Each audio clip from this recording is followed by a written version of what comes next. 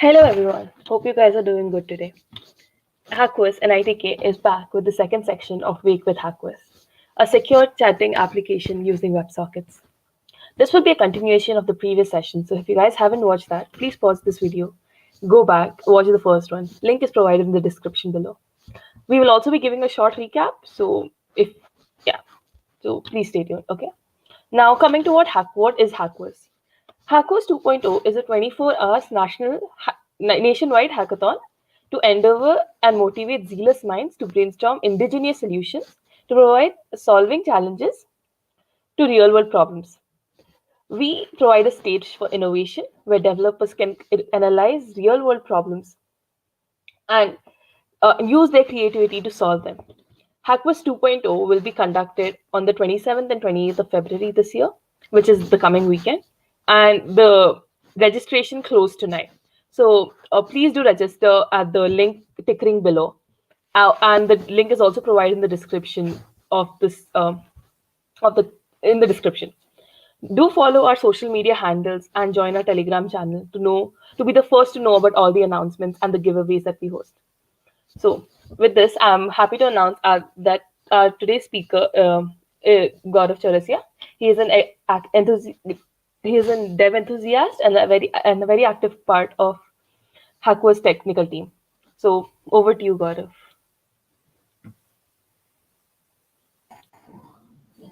Hi. So welcome everyone. First, let me thank you Prakriti for your kind words. Let me present my screen first. Yeah. So yeah, hopefully my screen is visible to you all. So welcome everyone to yet another session on Make with HackVerse. In this session, we will be continuing our on building on a secure chat application using WebSockets. Uh, Yeah.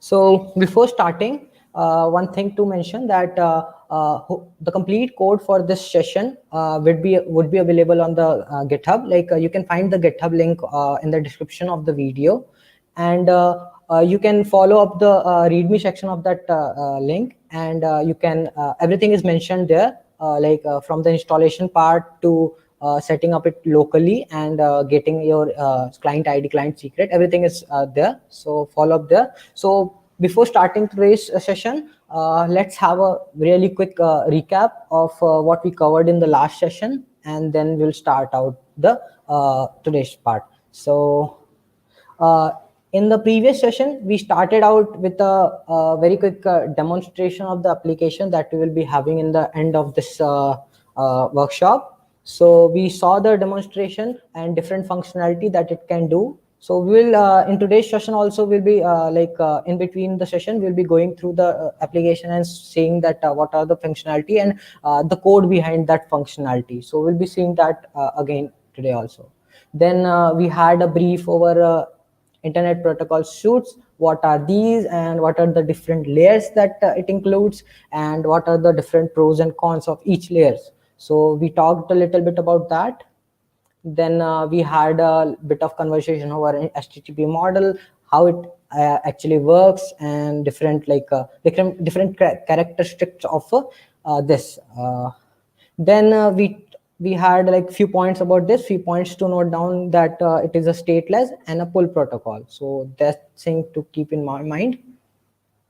So then we had a conversation on the real-time communication, what it is, and what are the ways that you can implement this real-time communication in your application. So we talked about polling method, like long polling and normal polling, what are they, and how you can do real-time communication using those.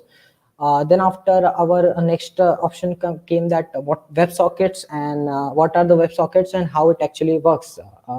Like how it creates a full duplex connection and creates an interactive connection between client and server where each can interact with each other. So that was one thing. Then we had a workflow of our application, like whenever a request comes to our server. So one thing to keep in mind is that whenever I'm talking about a request, that I mean is let me show you that. So what I mean is, like for example, you see here I'm typing /msg. So this is basically a request. We are making a request on /msg path. For example, it could be /auth/ something Google, anything. This could be. So this is what I mean by any request here. So whenever a request comes, it goes through a bunch of middlewares in our server, like Express server, and finally it gives a response. So that is the flow. And as you can see, one example is shown, like auth middleware we'll be having in today's session. We'll show that very shortly. We'll be having an auth middleware, and if it is successful and you are authenticated, it's passed to the next function, which basically gives you the response. Or if you are not authenticated for a secure route, so it basically gives you an appropriate response accordingly, right? So this was the workflow for our application. Then we had a talk about Express routers and routes in general. What are they? So basically, routes is a section of Express code that associates an HTTP verb, for example, get, post, put, delete, etc. All these to a URL pattern and a function that handles that request finally. So for example, if you see here, here we are on the app variable, we are adding a get request. So this is the HTTP verbs that we are using. So it could be get, post, put, anything. And this is the URL pattern. So on this URL pattern, there's a function which is being called finally. So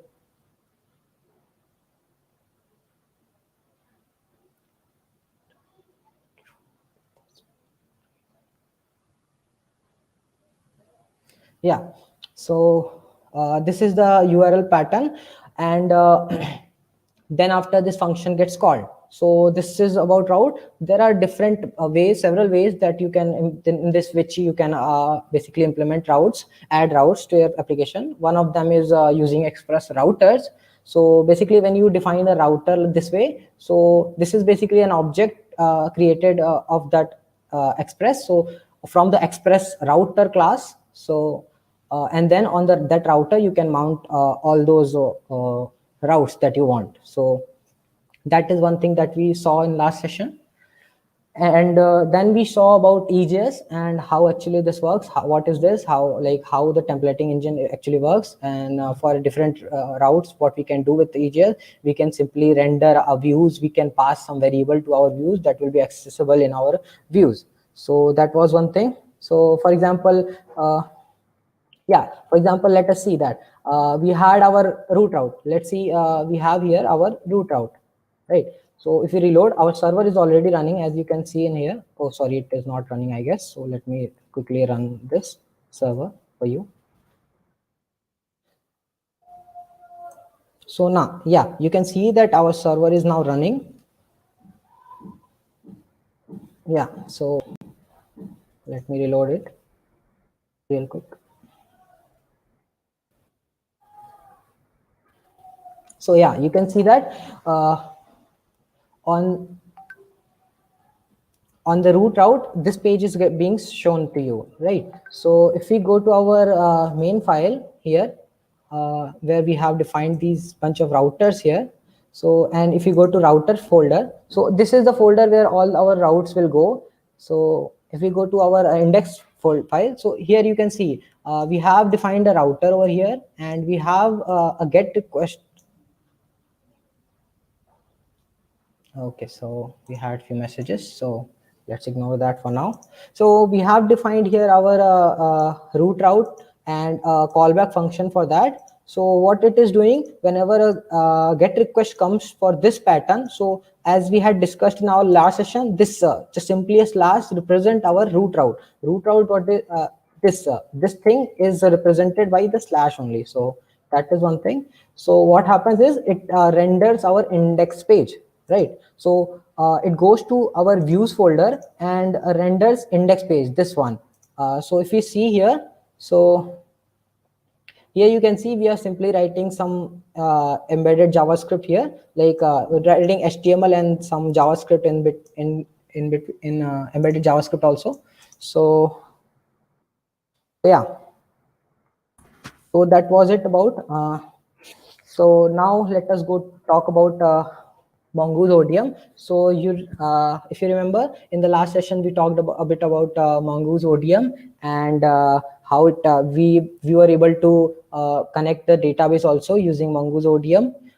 We connected our MongoDB Atlas database using this, and we did not talk much about models and schema. So we'll do that right now. So Mongoose ODM provides us a handy way, like schema and models, which basically models are nothing but a fancy constructor compiled from schema definition, and which basically, when you declare all the document in your database, your MongoDB database, are basically the instance of that model, right?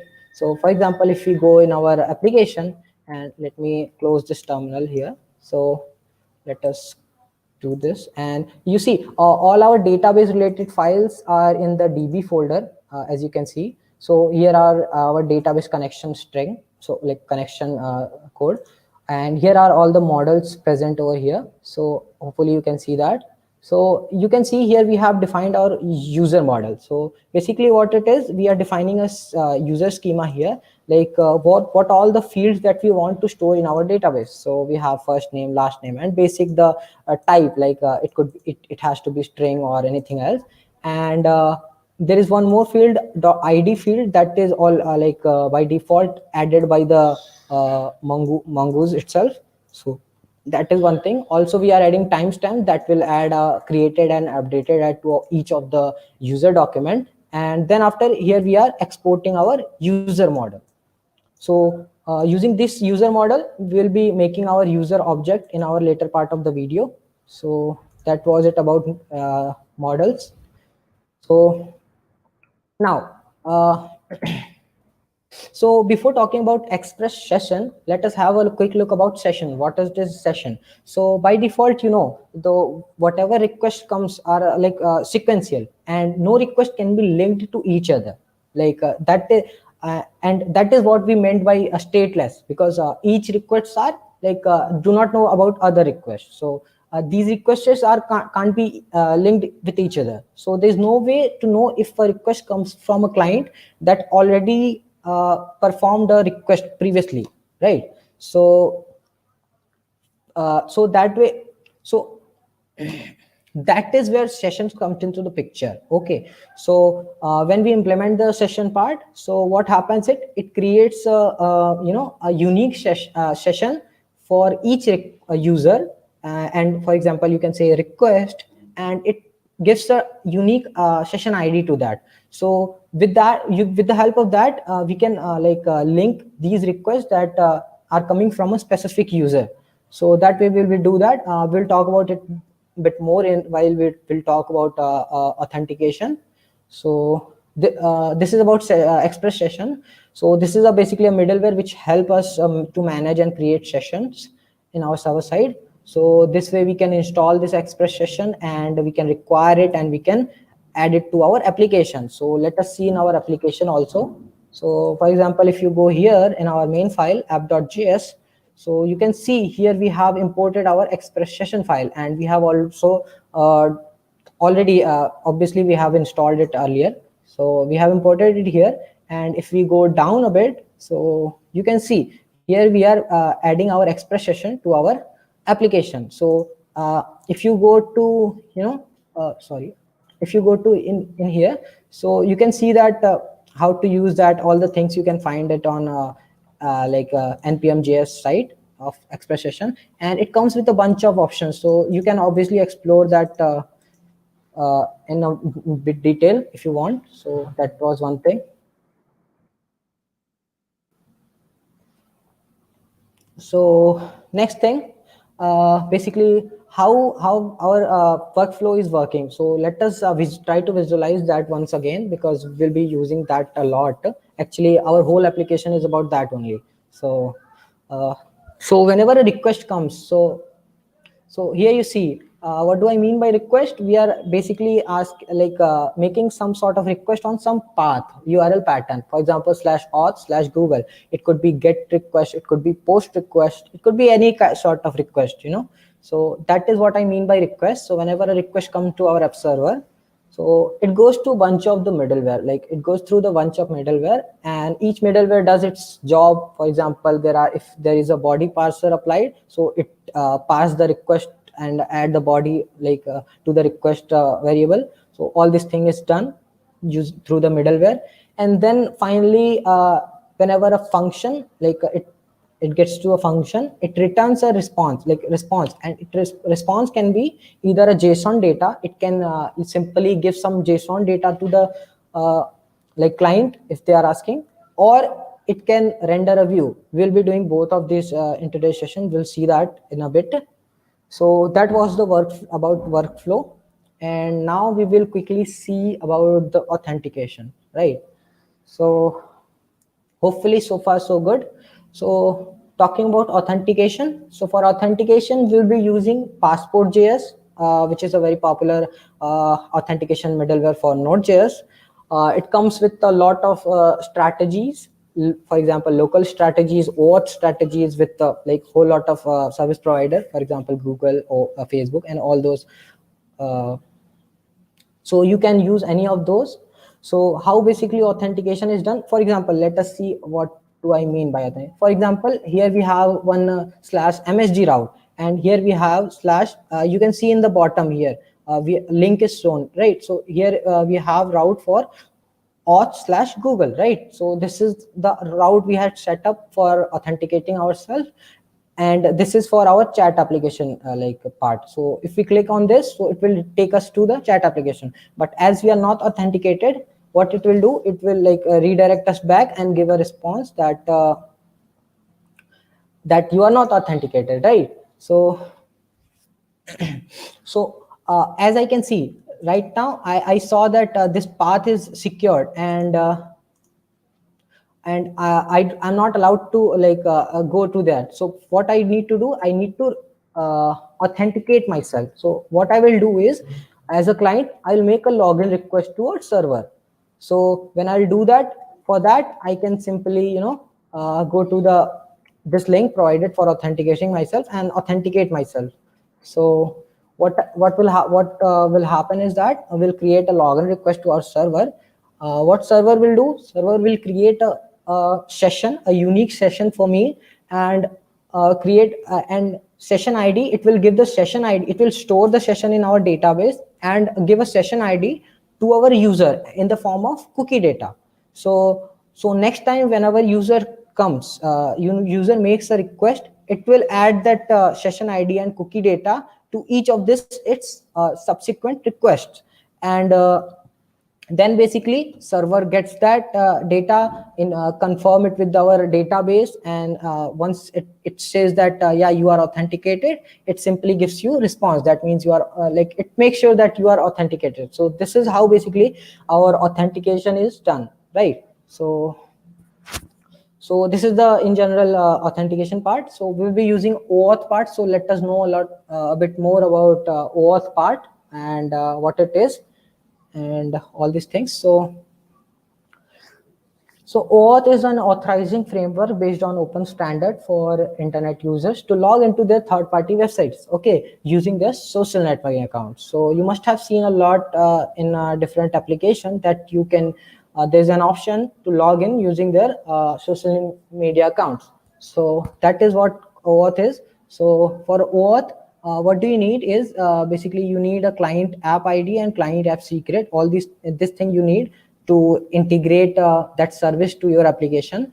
So to get these API key, this client ID and client secret, the link is provided in the final code of the on the GitHub. Let me show you once that. So if we go to the final, application. So the link for this final application is also present in the description of the video. So you can check out from there only. So you go to our README section of the application. You will see here installation guide is there, running it locally, how you can run it. And to get client ID, there is a link provided over here. You can go to this and you can follow up the instruction and you will simply get the link, client ID and client secret. And same thing for getting your Atlas database connection URI. So that you can do. And all the steps are given here to running it locally. You can follow up that. So that is one thing. So talking about OAuth, so for OAuth we'll be using our uh, passport Google OAuth strategy. So for that you can go to the passport.js website and search for tap on the strategies and search for Google OAuth strategy 2.0. That will redirect you to this page, and for that you can install our OAuth 2.0 package. And you see, this is how we basically define our strategy. We will walk you through the code in our application also. Just look here once.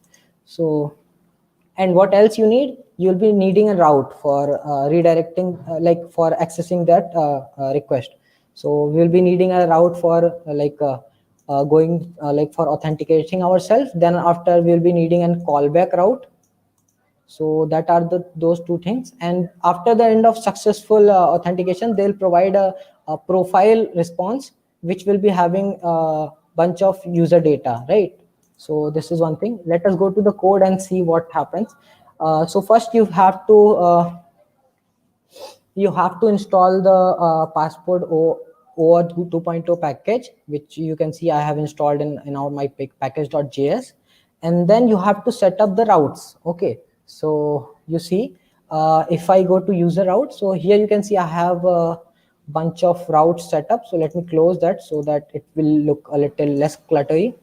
So you see that here I have a route, which is a get request we are making on /auth/Google, right?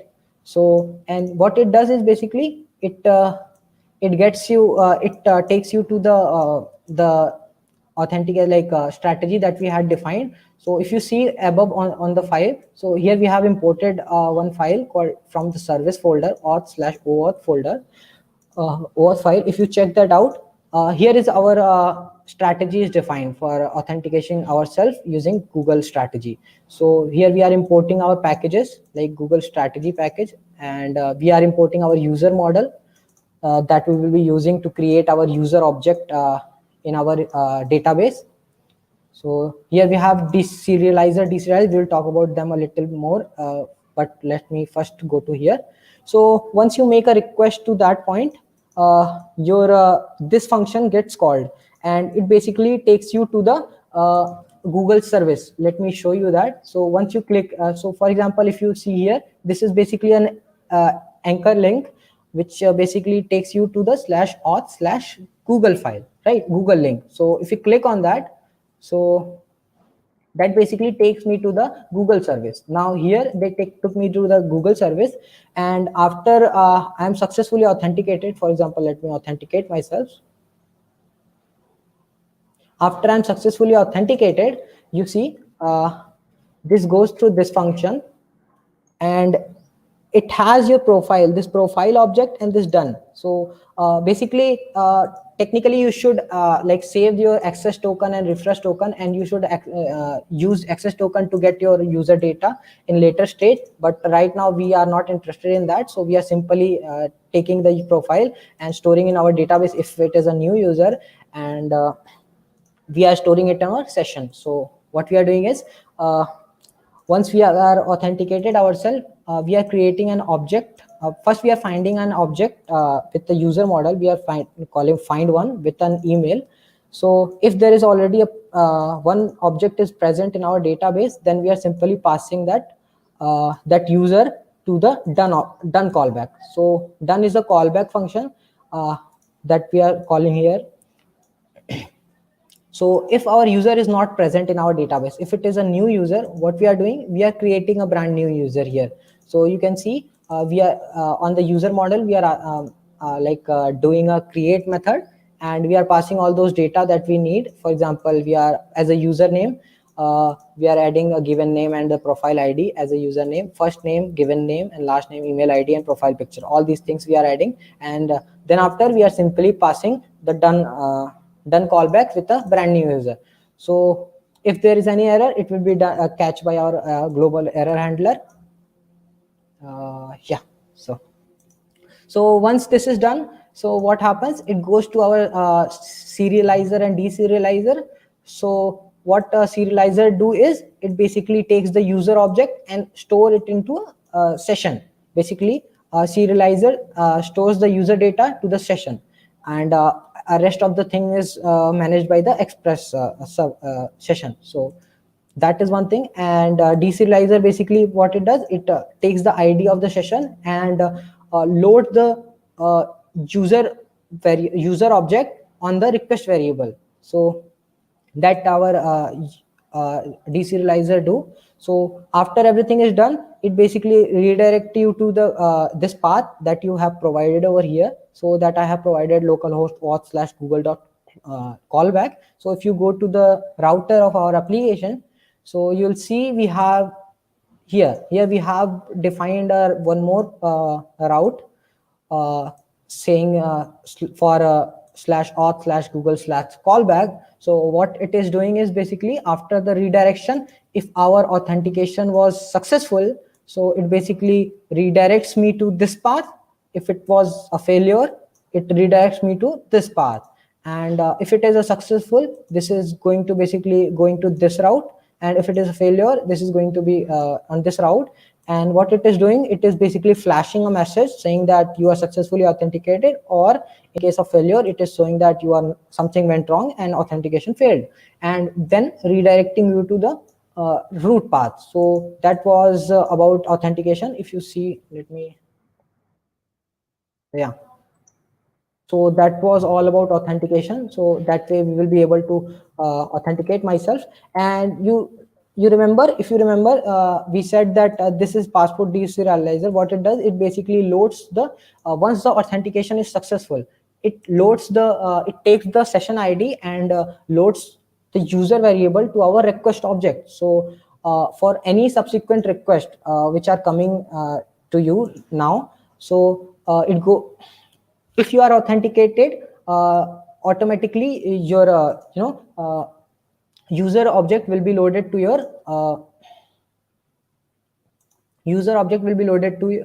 your request variable. So that we are doing over here. You can see in authenticate.js function, we are simply checking this basically checks whether you are authenticated or not. So by checking basically user object on your request method, it checks that. Okay, so that was pretty much it about authentication.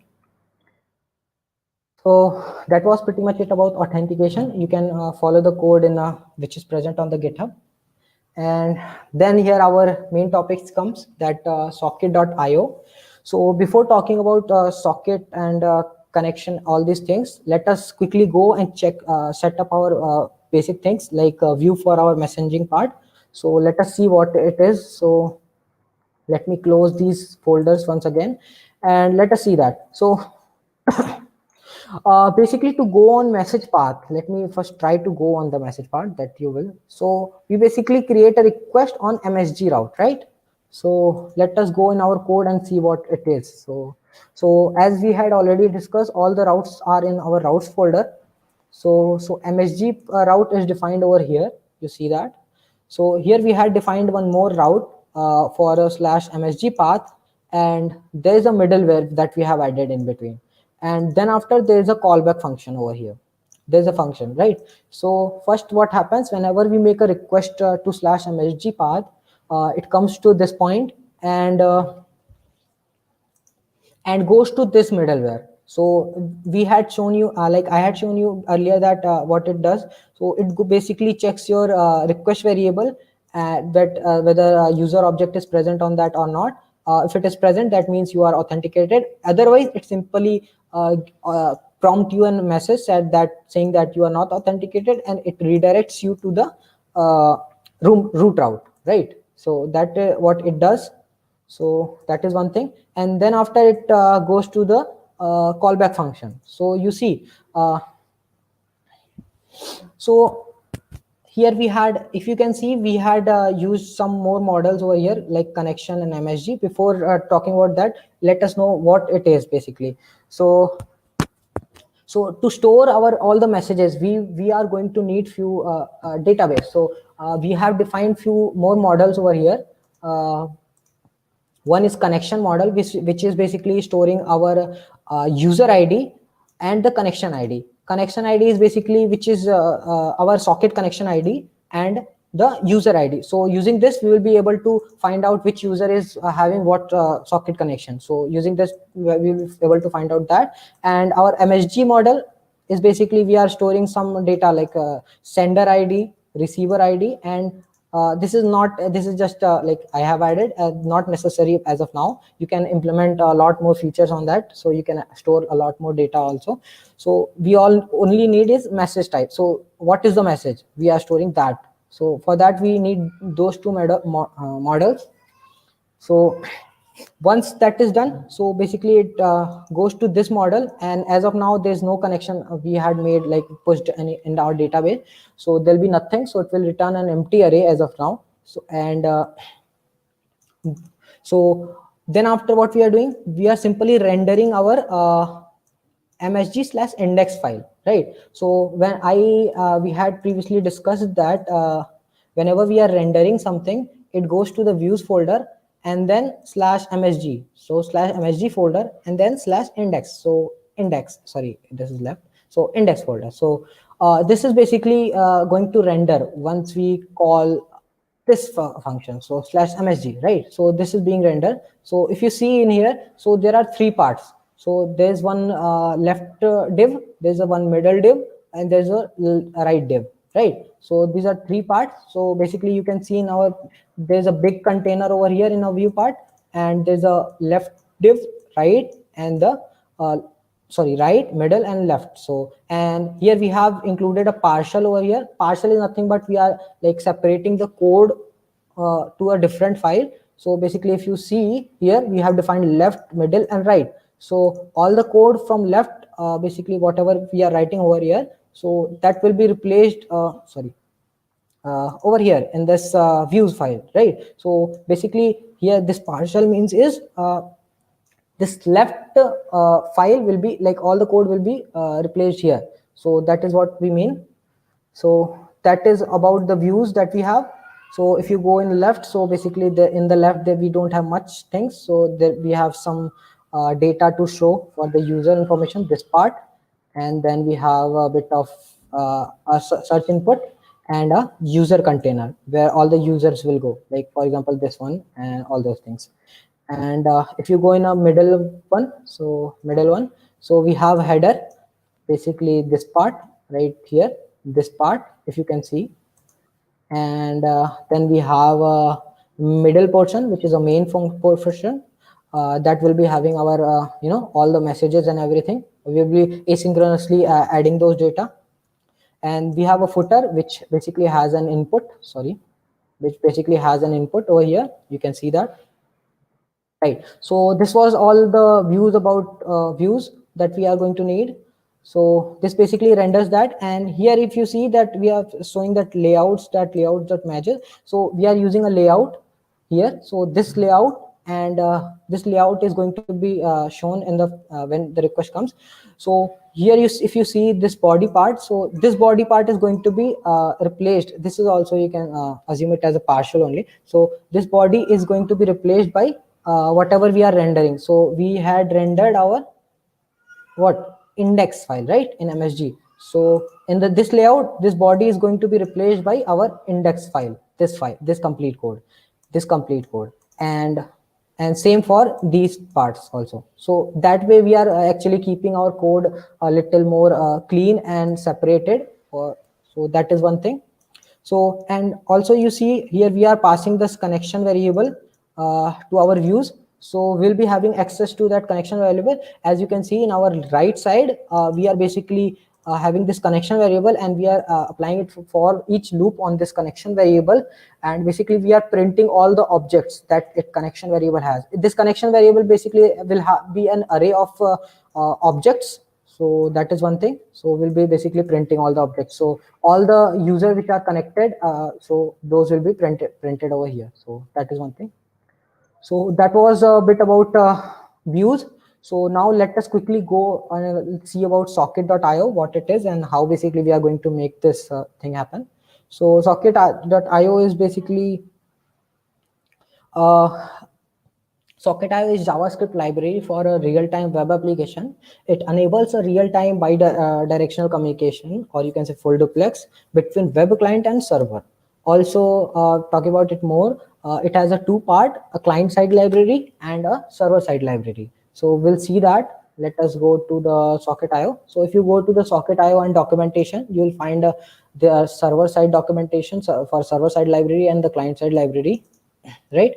So you can go to the installation part, and for installation it is very simple.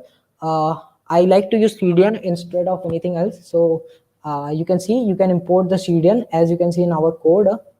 uh, so this CDN you have to install in your front end JavaScript.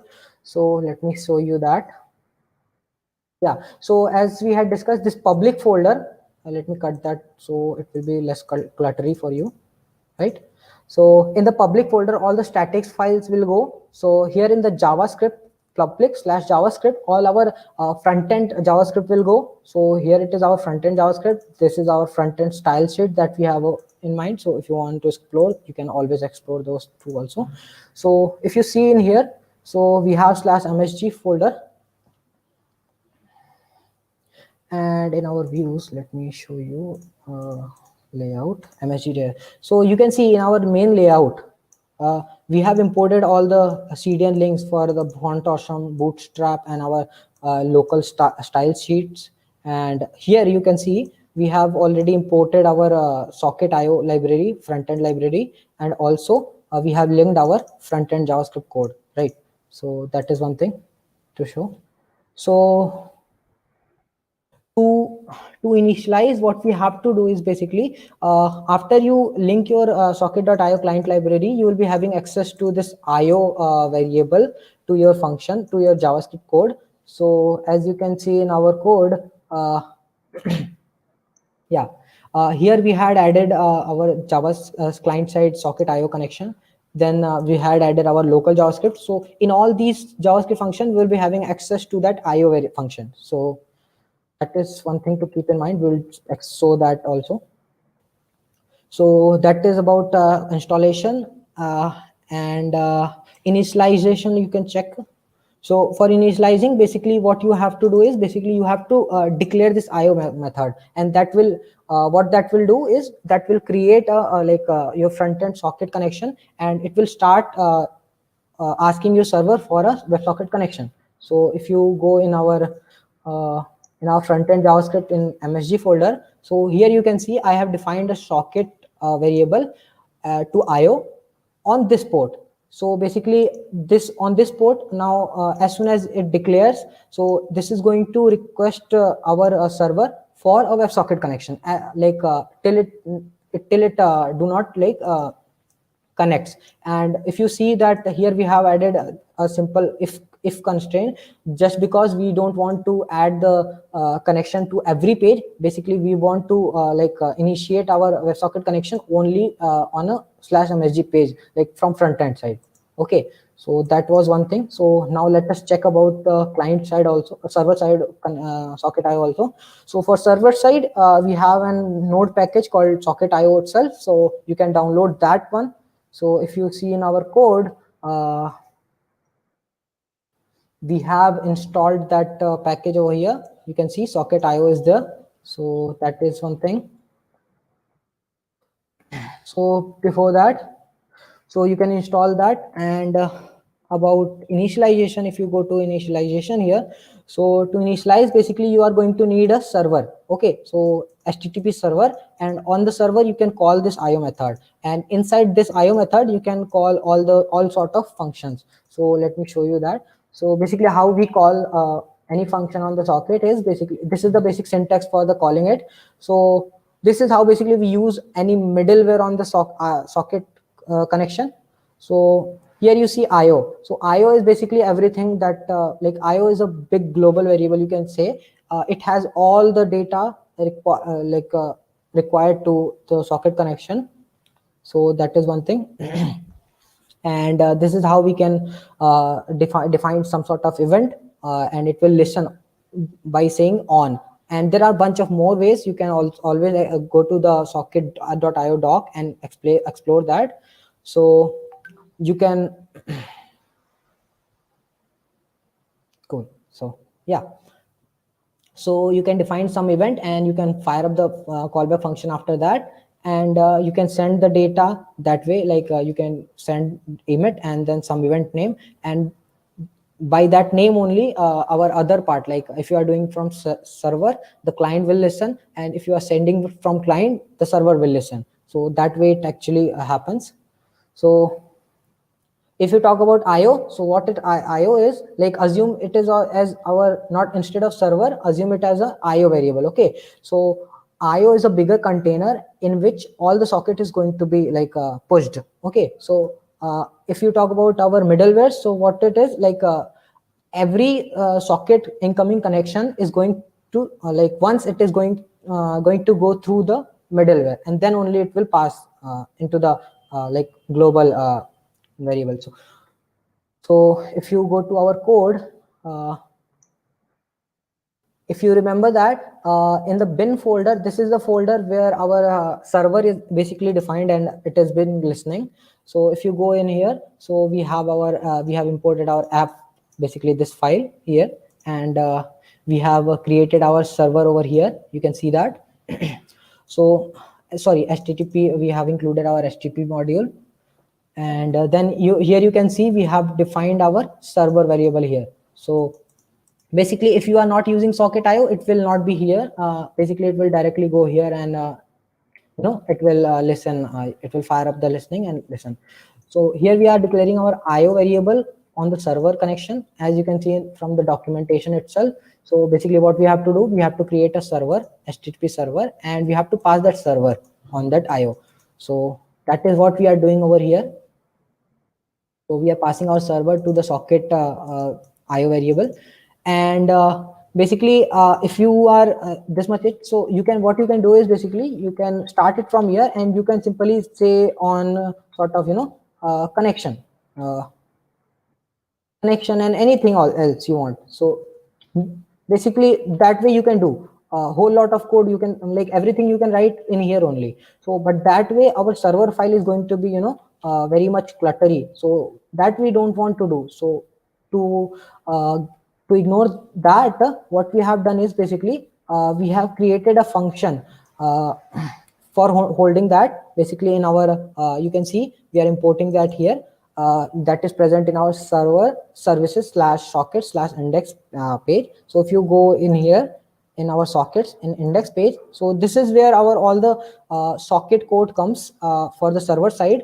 So basically if you go, let me close these functions so that it will not look cluttery to you. So let me quickly close those. So you see, this is a function socket IO that we have defined over here, and we are exporting that function. And this is basically an arrow function which has a parameter called IO. So what we are doing, we are importing that function over here. Sorry, sorry for that. So basically we are importing that function over here, and we are calling the IO on that function, right? So once we have called that, so we have this here. So after that everything is similar. So you can call, add as many middleware you want on the IO variable. You can as you can see, we have added few middleware on the IO variable, and then you can add sorry.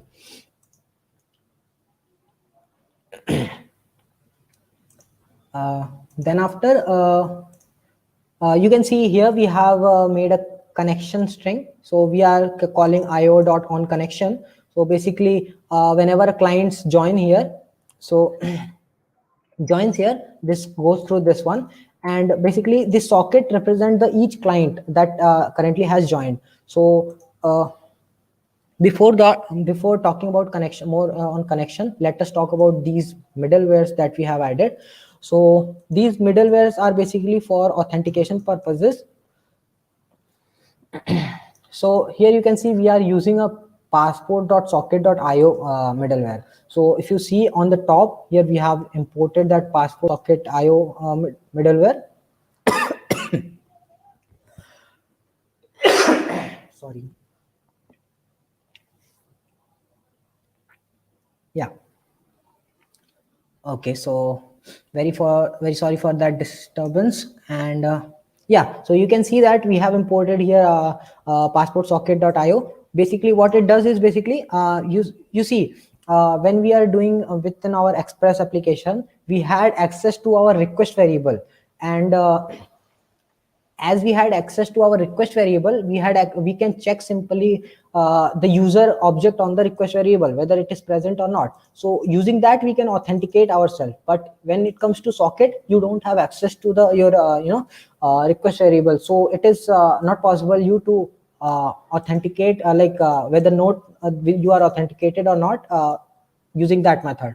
So so to do that, there is a function, this middleware comes into the picture. So let me show you how. So yeah, here it is. So what it does is the procedure is simple. You can simply install this one also, and you can follow up this instruction for setting it up, so which is very simple.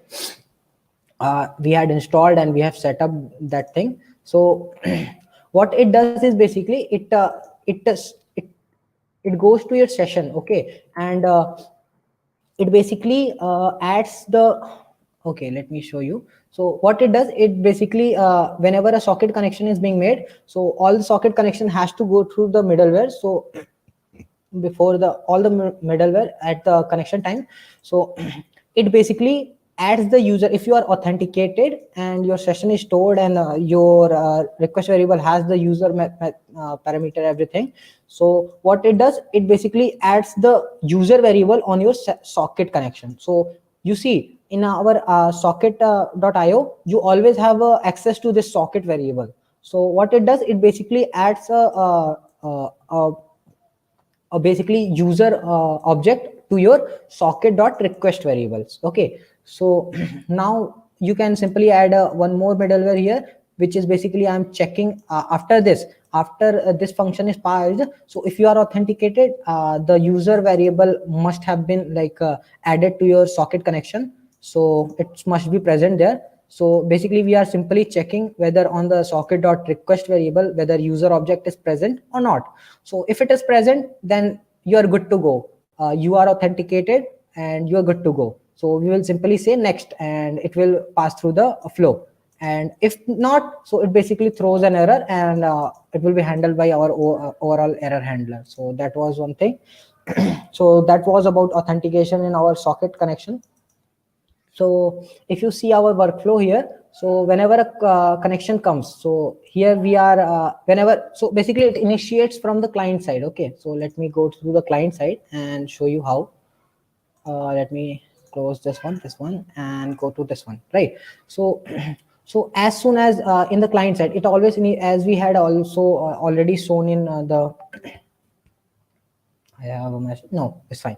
So as as we had discussed earlier, basically a WebSocket connection is initiated from the client, and then it basically goes and checks for the server to ask server to connect, right? So here we are, as soon as we declare this IO variable in our function, in our front end client side JavaScript, right?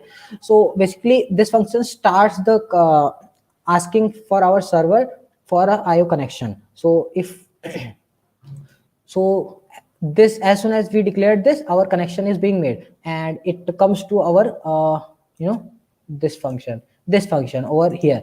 So on connection, so it listens from the client. So this function is basically listening from the client. So as soon as we declare the IO variable in our client side JavaScript, it basically makes a connection, and this connection variable is always listening for that. So this listen that, and basically our function gets executed. And in our function, what we are doing, basically we are using, so we are as like saving the current user basically from the user variable, so that we can use it in our rest part of the application. And we are also storing the ID. So this is the socket ID. This is a unique ID. This will be the unique ID that will be present for every every user. So let me show you that one. So as you can see, we have one connection already, and if we go to our this part, so you can see that a user connected, and this is the ID. If you see in here carefully, we have added a console log here, right? We have added a console log for ID user connected that is being printed over here, you see. And So basically that ID and the current user ID username is being shown over here in the console. So that is one thing. And as soon as any connection is being made, so any user joins. So let me join with another user, that way you can better visualize it. So let me go to the local host and let me authenticate myself with an other account.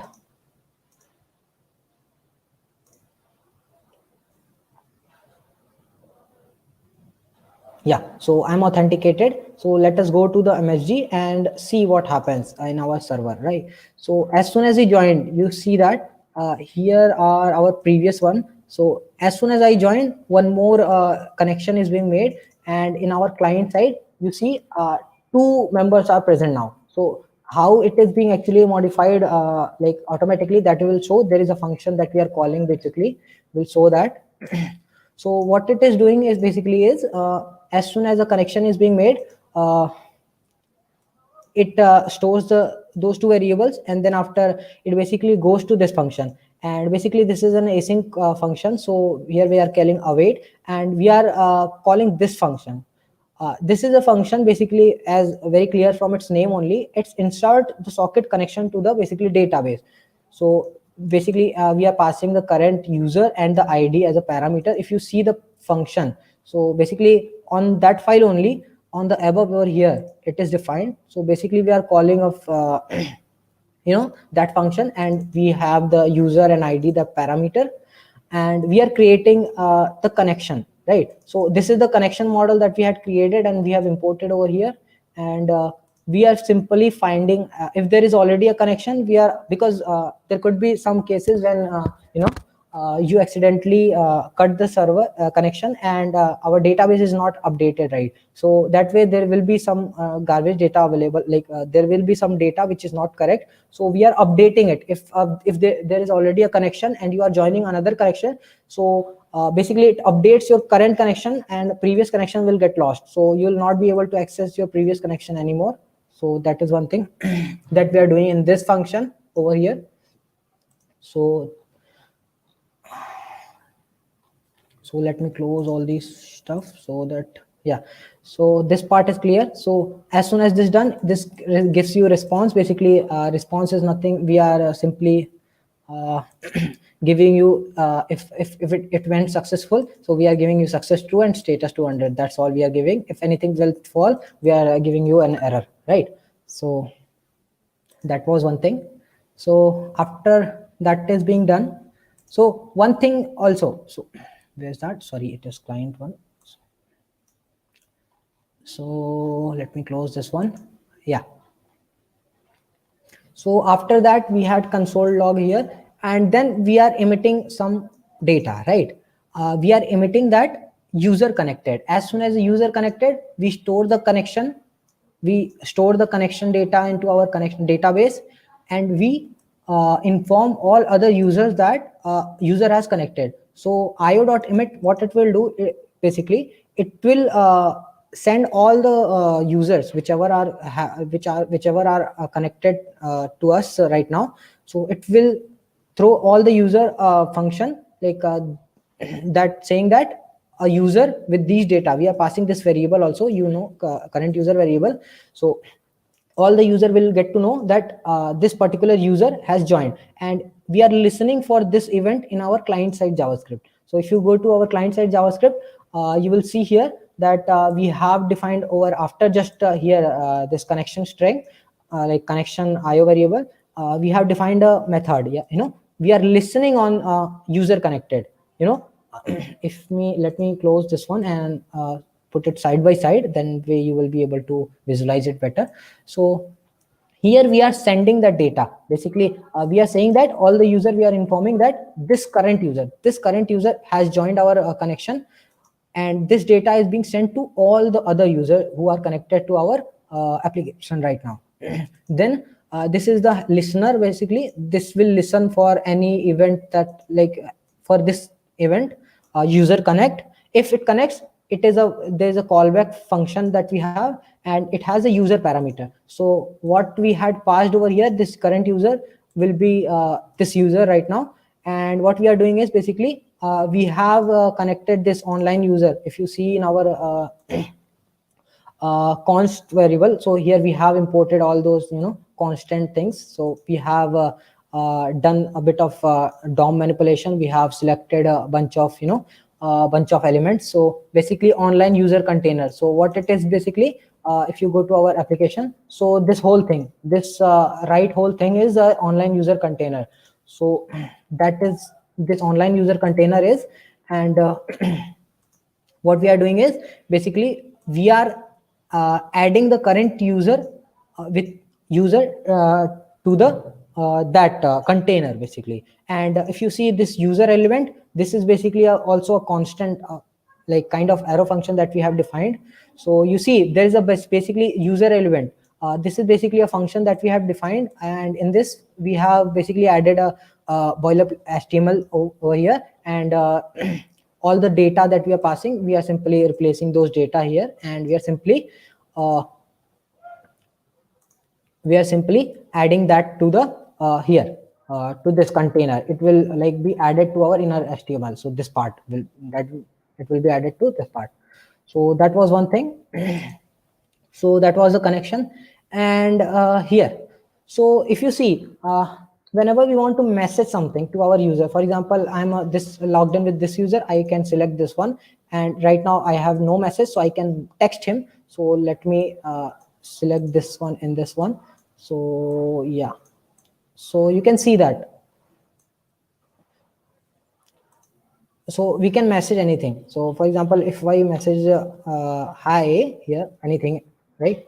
So what it happens, it sends message to this guy, and in my other console, look, I got the message, right? So if I let me do it again, refresh this, and this message is getting stored into our database also. So that is one thing. Sorry. Yeah.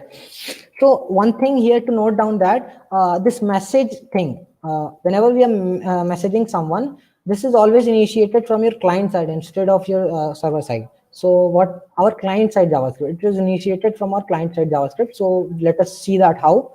So here you can see we have defined basically a method here. We have selected that button over here, this button. You see over here, this button we have selected. So whenever I'm pressing this button, this function is getting called, this click event is being called, and whatever data, whatever message that we have wrote, that message we are storing in the local variable. And then basically we are adding a loader, simple, basically a simple loader that we have all the constant that you can look through this we have defined. Basically these are bootstrap spinner only we have defined those. You can see this is bootstrap spinner only. So that is one thing. Yeah, so we replace that with a loader over here, and then basically we send this to the client, to the server. Basically we send some message to the server, that message sent message.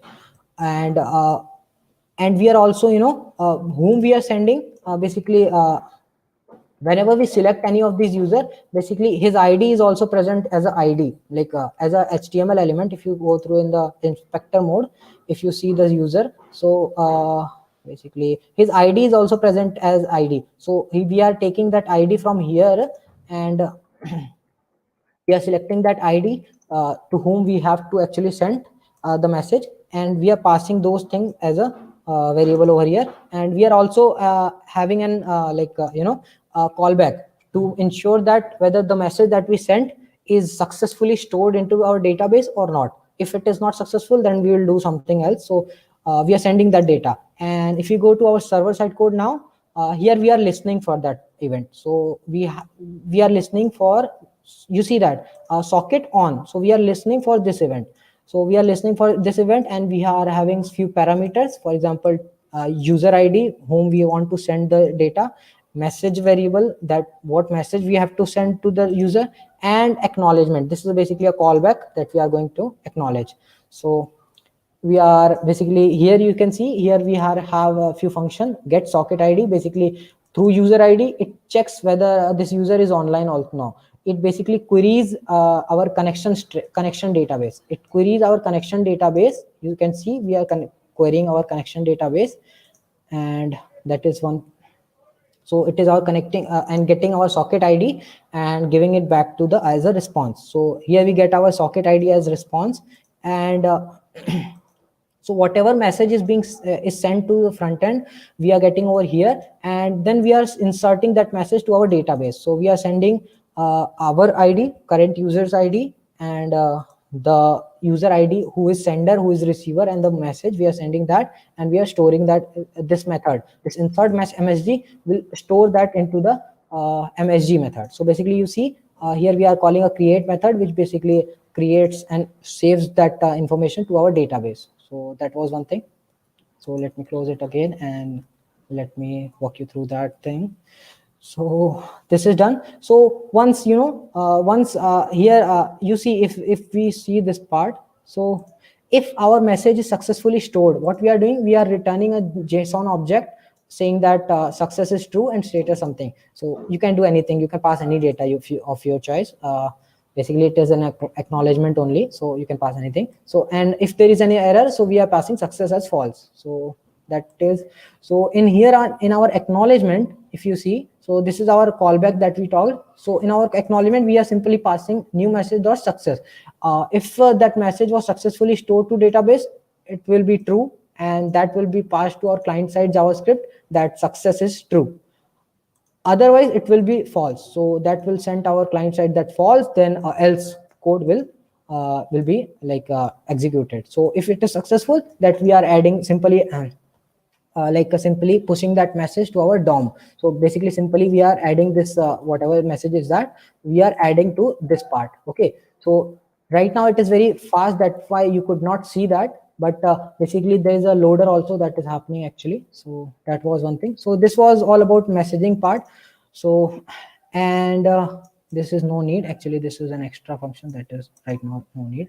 And whenever a user disconnects, so this is one more function that we have. So here we are listening. So disconnection is also basically initiated from the client side JavaScript.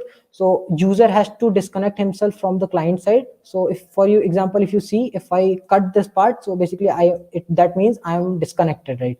So if you go to our server, you see that I got disconnected with this ID and this username, whatever is that, and I'm also like deleted from the connection table.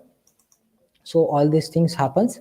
So and in our server side, basically in our front end, basically whenever user disconnects, we are simply removing that party that user from the client side, and we are listening for disconnection on our server side. So whenever a user got disconnects, so we basically delete that connection from our connection table. You see this function, this delete socket function is going to do that. Let me go show you that. So delete socket connection is basically find that user, that connection, and going to delete that from our database. So this function is going to do that. And then basically we are consoling log the information that user got disconnected, as you can see over here. So you can see our rest of data is being shown over here, and basically then after I'm sending some data to all other users that this user got disconnected, and once that happens, this function again gets called, and basically it removes that particular user from our DOM. So as you can see, all the user present on our front end, basically you see all these users are basically having the ID of their actual ID. So we can select that them using their ID and simply remove from the DOM. So that is what happening. So this was about messaging part, and there's few more routes that we have currently in use. For example, let me go back and reload and go back to the chat app.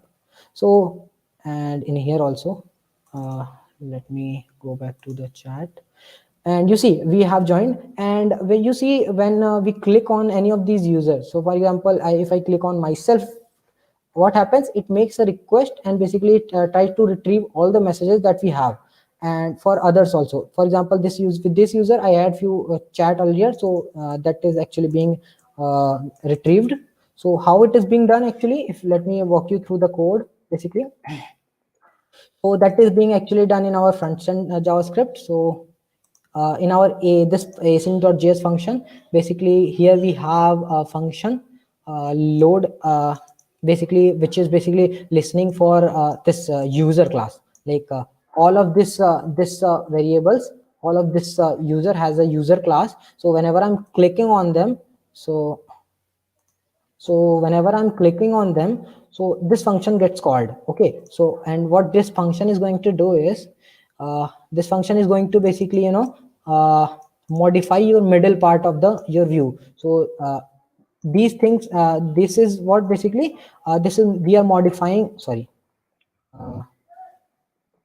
this is basically we are modifying this header part. So let me go to the main. So if so this is the header part, this is basically we are modifying our header part in our function. So first part is we are updating those things. Then after we are adding this spinner. This is basically also a spinner, bootstrap spinner, that we are adding, that small animation that you see on click. So this spinner that spins happens, so that we are adding over here. And then we are simply making an ajax request, basically using a fetch. So we are making an ajax request to this route, right? So this route, and basically what it will do is basically it will make the request. Okay, so first let's see what it is. So let us go to the route and see what this route does. So it is on chat route. So you see we have defined over here a chat method. So okay, so what is it? Yeah, fine. So this route basically, that this URL, and there's an authenticate user middleware that we have applied, and there's again a callback function over here. And so if we are here we are passing an user ID as a parameter. So one user will be who is authenticated, and other is with whom you want to get the message of. Like for example, if we go here, so there are two users.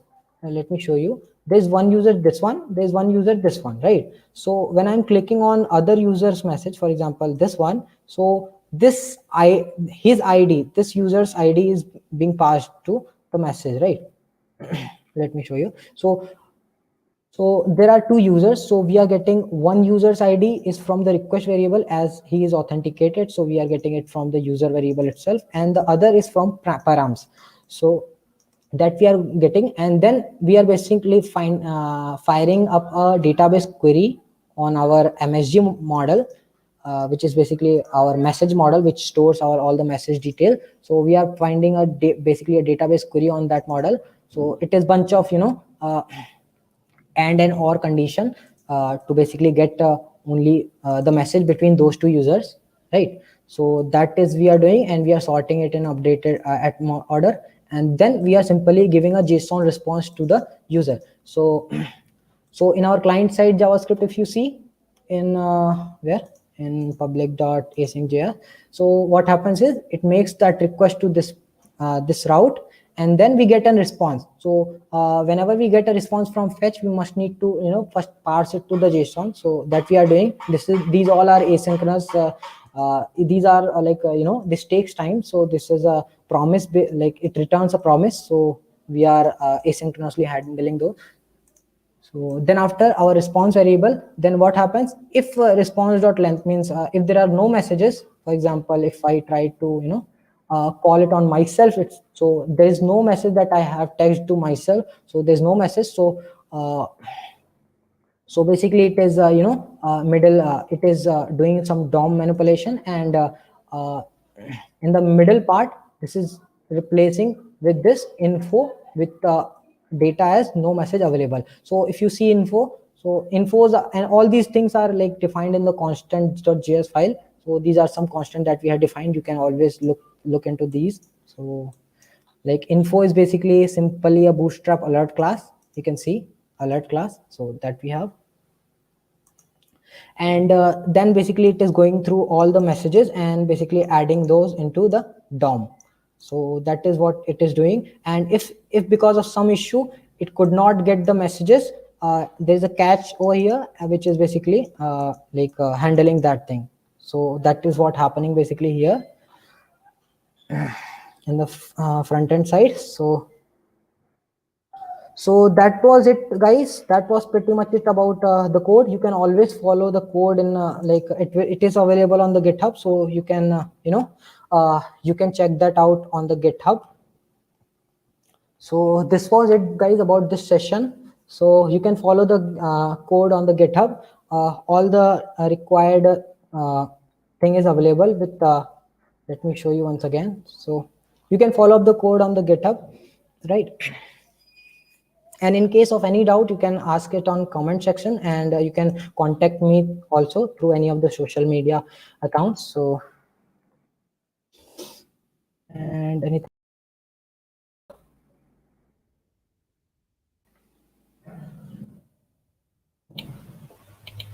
Thank you, Gaurav, for that informative session. Guys, if you have any doubts, you can post it on the comment section and we'll address it right now. Um, you guys can also go register for Hackers as today is the last date, and registration will close at 11:59 p.m. The link is tickering in the bottom. It's also present in the description. Um, I don't see any comments right now to for any of the doubts. Okay, fine. So one more thing, guys, so as you all know that today is the closing date for HackVerse 2.0. So do register for HackVerse and feel free to use any part of my code if you want during the hackathon. So this is all available on the GitHub. You can refer that and use any, if you like any part of the code. So you can always use that as your starter code or anything. So that is one thing. So, yeah. We're also having a We are also having a free goodie giveaway on Instagram, which is basically you guess the correct number of registrations and you'll be given a goodie package. So go check that out, to follow, to register. And any questions, just put it on the comment section and we'll see it through it later. We can also answer them later. So